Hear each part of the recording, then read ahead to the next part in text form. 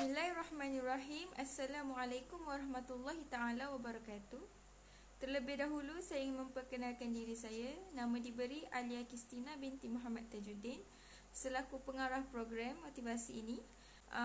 Dan juga yang dihormati Puan Nur Hidayah binti Muhammad Hussein selaku penasihat, dan yang diraikan Tengku Muhammad Khairul Hafiz bin Tengku Cik selaku panel jemputan kita pada hari ini. Motivasi yang bertajuk penggalakan vaksin adalah tujuan untuk membuka mata masyarakat di luar sana supaya sedar bahawa pengambilan vaksin adalah penting pada musim endemik. Okey, untuk penerangan lebih lanjut, marilah sama-sama kita mendengar sedikit sebanyak yang ingin dikongsikan oleh panel jemputan kita, iaitu yang diraikan Tengku Muhammad Khairul Hafiz bin Tengku Cik. Persilakan.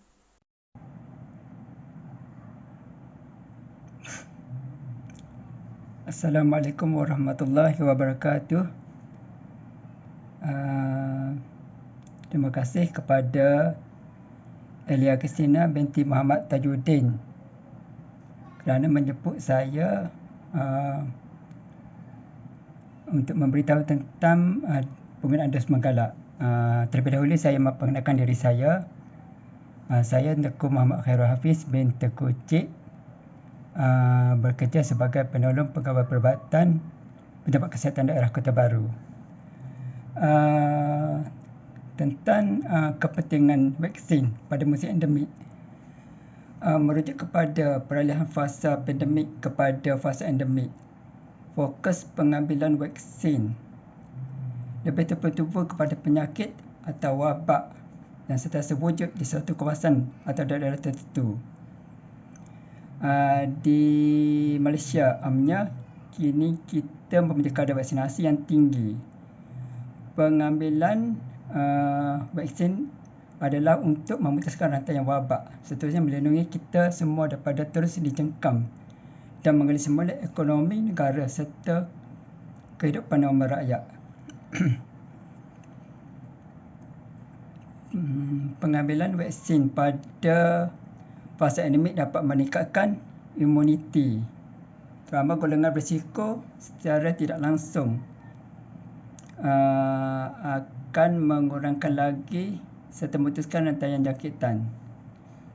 Kesan jika tidak mengambil vaksin, kita sebagai rakyat Malaysia gagal mencapai imuniti kelompok, meningkatkan lagi risiko jangkitan. Contoh, terutama golongan yang berisiko, golongan 60 tahun ke atas, dan juga golongan yang punya penyakit kronik seperti darah tinggi, kencing manis dan asma dan lain-lain penyakit. Sukar untuk kita kembali kepada kehidupan normal yang memberi kesan kepada ekonomi dan dalam terutama dalam pendidikan negara kita juga akan terjejas.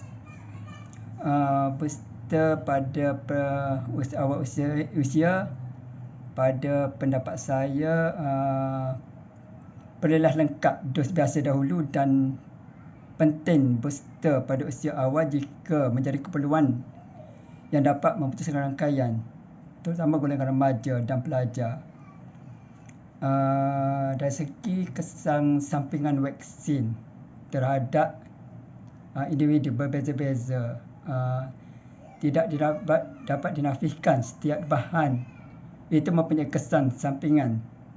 Contohnya, makanan yang kita makan seharian pun ada kesan sampingan. Sebagai contoh, makanan laut, setengah daripadanya kita alergik pada makanan laut. Begitu juga bahan-bahan lain. Begitu juga vaksin COVID-19 ini mempunyai kesan sampingan.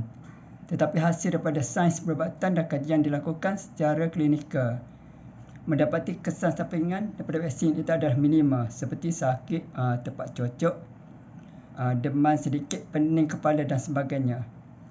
Ini adalah bersifat sementara dan akan sembuh selepas itu. Manfaat penting utama adalah individu yang diberi vaksin adalah perlindungan daripada jangkitan COVID yang jauh lebih bahaya. Nasihat saya sebagai rakyat Malaysia yang prihatin dan menjadi tanggungjawab supaya melekatkan suntikan dos vaksin COVID-19 dan mendapatkan dos penggalak bagi melindungi dan memelihara kesihatan dan keselamatan ahli keluarga tersayang dan masyarakat. Saya rasa begitulah sedikit sebanyak huraian saya. Dengan itu saya dengan izin mengucapkan terima kasih. Sekian, terima kasih. Okey, terima kasih diucapkan kepada Tengku Muhammad Khairul Hafiz atas perkongsian tentang vaksin ataupun dos penggalak. Jadi apa yang kita dapat daripada perkongsian tadi adalah vaksin sebenarnya bukanlah satu beban kepada masyarakat. Jadi kepada masyarakat di luar sana, janganlah mengambil ringan tentang vaksin ataupun tentang pengambilan dos penggalak, sebab vaksin ni adalah satu benda yang dapat mengurangkan rangkaian COVID-19. Walaupun vaksin ni bukanlah 100% dapat melindungi diri kita daripada jangkitan, tapi dia dapat mengurangkan risiko dijangkiti itu.